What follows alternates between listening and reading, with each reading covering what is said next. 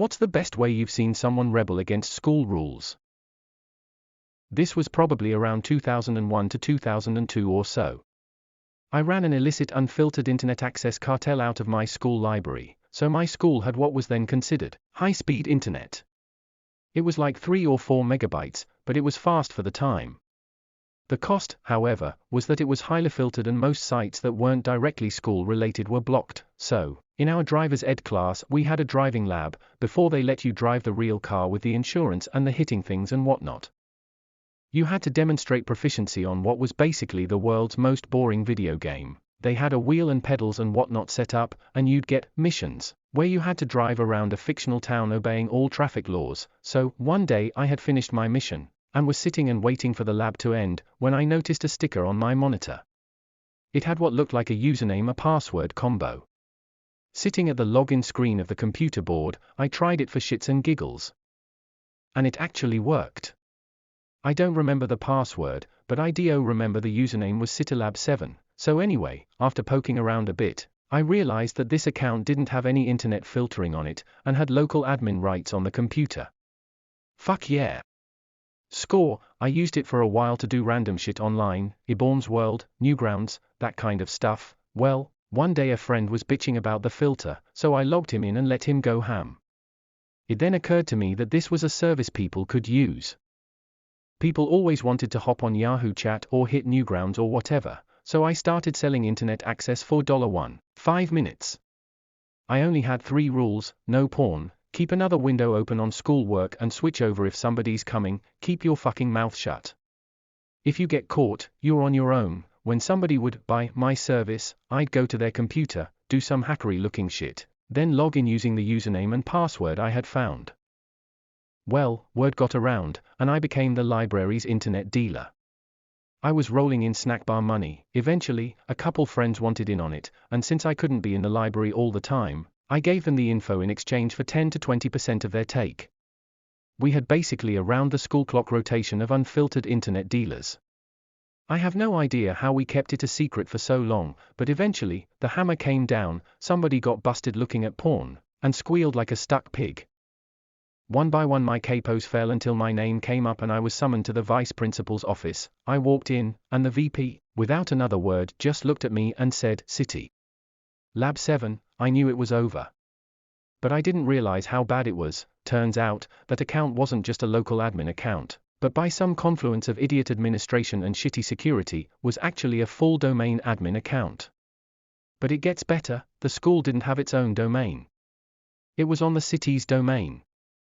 So that account with admin-level access to property tax records, city finances, employee payroll, and God only knows what else was being used by every dumbass kid that wanted to watch flash videos of stick figures getting run over by cars, or talk about how great the band Oasis was. They threatened me with expulsion and threatened to call the cops and report me for hacking the city's network. The school's IT administrator stepped in, negotiated with the VP, and offered me a deal. If I'd show them how I got in and help them plug the hole, I'd get by with a 2-week suspension and a computer ban for the rest of the year. Naturally, I jumped on it. I took her to the driver's ed lab and showed her the sticker still stuck to the monitor. She cursed, then took me back to the VP's office. Because I didn't actually hack anything, had no malicious intent beyond snack bar money, hadn't damaged anything, had cooperated with the investigation, and because the method I gained entry was so fucking stupid, they commuted my sentence to 3 days in-school suspension and a 2-week computer ban. They changed the password and my empire came tumbling down, and that's the story of my rise and fall as the head of a school-wide internet cartel. We had a French teacher who was really bad and most people barely tolerated. It happened a few times that whoever arrived first would stand outside her door as if waiting for her to show up and unlock it, and the rest of the class would just queue up behind them pretending to believe them. Meanwhile, the teacher would just be sitting inside wondering where her class was. I went to a Catholic grade school growing up that had a strict boys' hair length policy. It couldn't touch the collar of your shirt and I wanted long hair. So the principal came in one day to talk to the class. When she was leaving the room, she called me out for my long hair in front of my classmates. My response was to point to the cross hanging above the door and said Jesus had long hair. She didn't know what to say right away and seemed embarrassed, but then pulled me outside and yelled at me to get it cut. Don't mess with Catholic nuns. Senior year, my school banned jackets. A friend was cold, wore his jacket to lunch, and the VP told him to take it off. Friend pulls out the student handbook and asked where it said he couldn't wear it. VP flips for a while and ends up showing him the, or anything the administration seems disruptive, clause. Friend rolls his eyes but takes off his coat. The next day, friend comes in with the same tweed sport coat the VP wore every day. This was prior to smartphones circa 2002. One of my classmates was a regular class clown. He would buy brownies in the cafeteria and roll them up in his hand so they looked like a convincing piece of poo. He would then do all sorts of antics with this poo. Put it on seats, throw it at people, what have you. Obviously the school staff caught on and he got in trouble. This guy didn't go quietly though, he was required to sit alone at lunch for the entire school year. There were months left before summer. The one teacher who made sure his punishment was severe made regular rounds of the lunchroom to maintain order. She would pass his lone seat during her rounds. One day he made another very convincing pastry-sauced poo and had it ready for her when she passed. The entire lunchroom was watching out of the corner of their eyes while maintaining an alibi conversation with the people close to them. When she passed, he stood up and snuck behind her and slipped the pastry poo in her purse that she was carrying on her shoulder, and he quickly ran back to his seat. The lunchroom burst into laughter and the teacher had no idea why. Until later, of course, the dude was an artist at rebellion.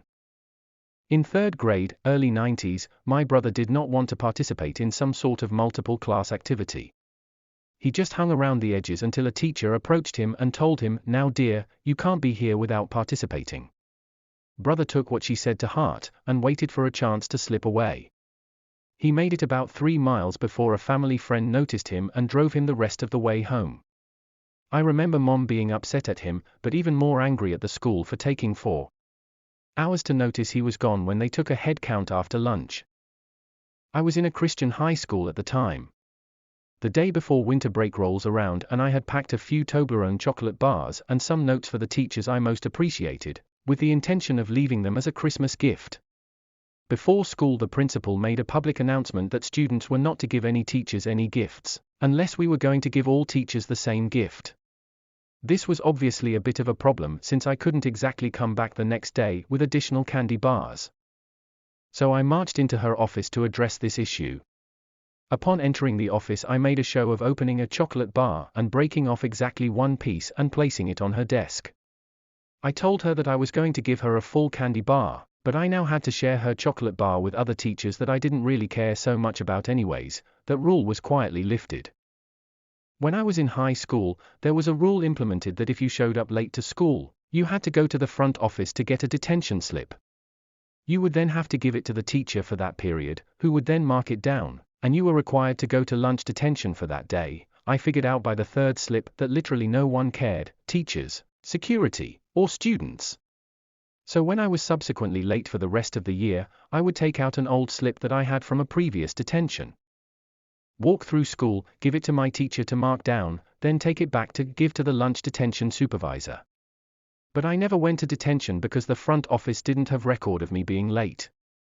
I was late no less than 50 times my senior year, only having been reprimanded the initial 3 times.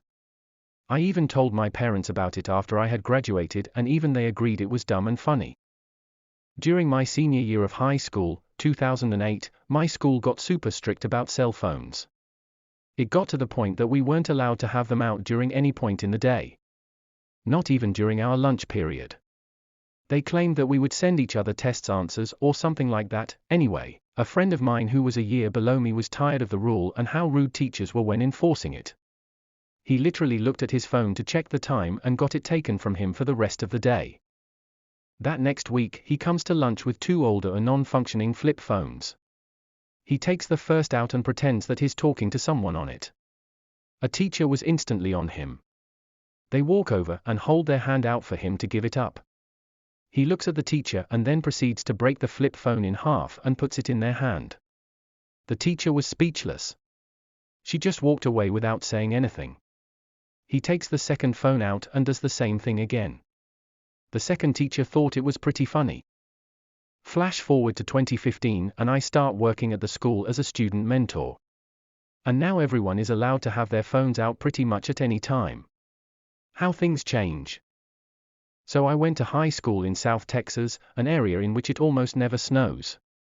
For me, this doesn't mean anything, but I have lived in most of the North for my life, so I know what it's like to play in snow. However, somehow it ended up snowing overnight. And by snowing, I mean like what snow looked like in the North, deep and not just thin and watery. These were immensely heavy flakes. We were all sure that they would cancel school because Texas does not have salt machines or snow plows and the roads were super slick. A lot of parents didn't want their kids to go to school because they didn't feel comfortable with a bunch of new high school drivers on ice. Yet alas, they of course did not cancel school. A little rain knocks out our whole district, but a foot of snow and nothing. My mother made us take the bus because although she felt comfortable driving in snow, being from Illinois, Texas drivers are more aggressive and the roads weren't properly cleared. I took the bus and it was like being on a safari tour. Kids were taking pictures of the icicles on trees and shit, all wide-eyed. It was funny, once we got to school, though, the campus looked like a war zone. No one would go inside and had instead resorted to snowball fights on the entire campus and parking lots. Once the bell rang, of course no one went inside.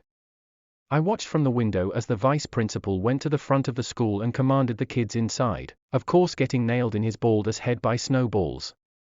He finally managed to round up the rogue kids and we all went about first period. I had a relaxed teacher who knew no one would pay attention. Since half the class was missing anyway, she let us act out the Civil War with snowballs and took us outside. While we were playing outside, we all paused as we heard the fire alarm went off. The school came pouring out for the next 2 periods. Dude that pulled the fire alarm is a legend and lives on at our school till this day. A buddy of mine was caught messing with his phone during class. Back then, the school rules were that if you were caught, your phone was confiscated for an entire day, and you couldn't get it back until the next day. This was before smartphones, and the rules have changed since the 10 years that I graduated there. So, buddy hands in his phone, but doesn't seem too worried about it.